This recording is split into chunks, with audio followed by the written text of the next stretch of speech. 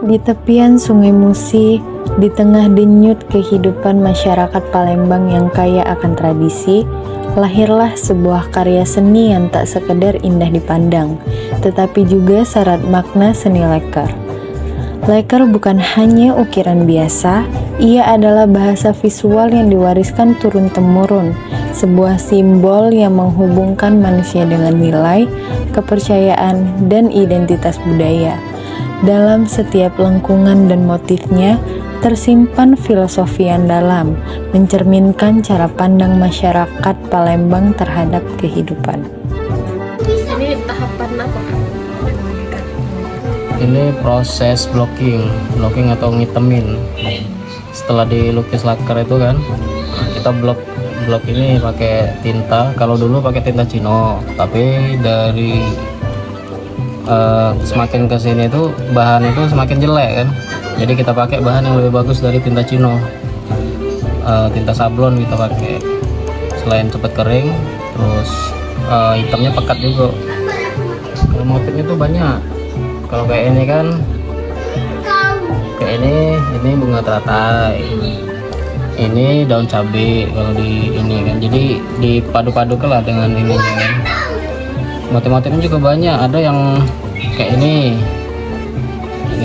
Nah kalau ini motif bulu ayam. Kalau dulu orang zaman dulu kan nulisnya pakai ini ya, pakai apa, bulu ayam, pakai tinta itu kan.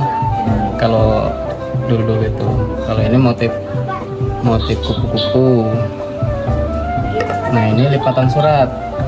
Kalau zaman dulu kan orang mau berpesan ke antara kerajaan apa itu kan, dia pakai surat kan. Jadi ini simbol ininya dimasukin di sini. Banyak motifnya. Terus ini juga burung hong. Ini semua itu ada ininya semua. Apa namanya, filosofi. Berarti ini kakak buat ini kan termasuklah profesional kan? Nah, pertama kali kakak belajar bagaimana kak? Kalau belajar dari turun temurun, kita ini generasi kedua sih. Generasi kedua. Dari tahun 90 gitu bisnis ukiran Palembang sama lukis laker ini. Ini prosesnya manual, tanpa cetakan, tanpa emal. Jadi langsung pelukis itu ngelukisnya langsung di media yang nak digambar ini. Nah, ini kan untuk buat detail gambarnya. Bentuk-bentuk dalam seni leker seringkali terinspirasi dari alam, seperti motif bunga. Motif ini biasanya dibuat dengan lengkungan halus dan simetris. Pola ini menunjukkan keseimbangan dan harmoni, nilai yang dijunjung tinggi dalam budaya Palembang. Keindahan ini tidak hanya dilihat dari bentuknya, tetapi juga dari keteraturan dan keselarasan yang tercipta. Lebih dari itu, motif bunga juga dapat dimaknai sebagai simbol harapan dan doa. Setiap ukiran seakan menjadi ungkapan keinginan akan kehidupan yang lebih baik, damai, dan sejahtera. Ini dari tahun berapa kak?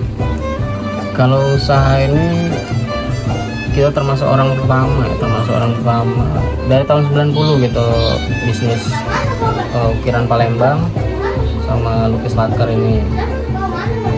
Jadi dari tahun 90 sampai sekarang kita masih operasional. Dibandingkan sama dulu dengan sekarang itu banyak pesanan dulu ke sekarang? Sama sih kalau untuk ini, karena kan ini ada pasarnya dewek kan, ada pasarnya sendiri kan. Jadi ada orang yang memang hobi ya pakai produk ini. Gitu sih. Kalau untuk cara pelestarian itu kak, gimana? Karena kan sekarang ini udah zamannya udah berkembang. Ya, kalau upaya kita untuk melestarikan kerajinan laker ini ya pasti ya. Sekarang kan gen Z itu kan, kata wong sih gen Z ya. Itu kan dia kalau nak barang apalagi yang dipakai-pakai itu kan dia nak simple, terus agak sedikit branded ya kan. Nah ini kita cak mana caranya biar laker ini tetap ada, terus tetap eksis di masyarakat lah, terutama di Palembang kan. Syukur-syukur bisa sampai ke luar kota. Kalau keluar kota sih sering udah, tapi yang untuk kita melestarikan itu yang pasti inovasi produk baru kayak ini kan.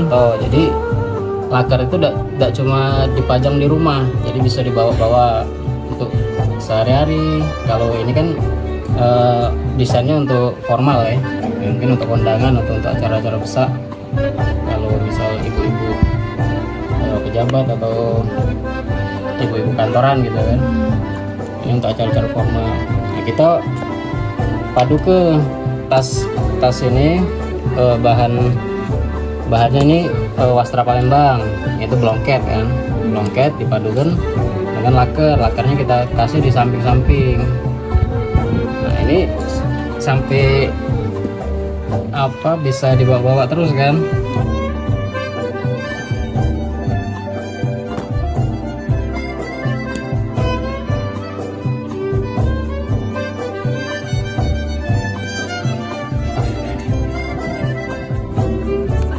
Kalau motifnya tuh motif apa kak yang sering digunakan?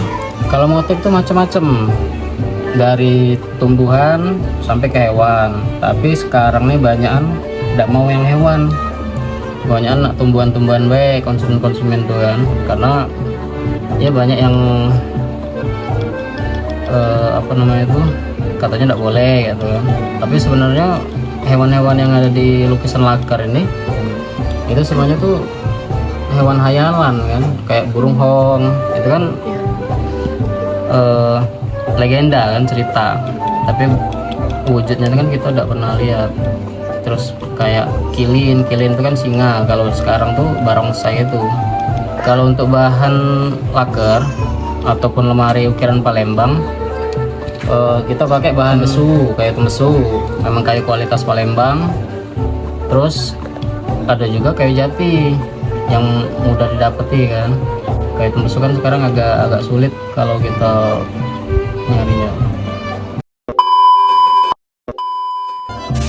Ada keseimbangan antara akar dan sayap, antara tetap membumi dan berani melangit.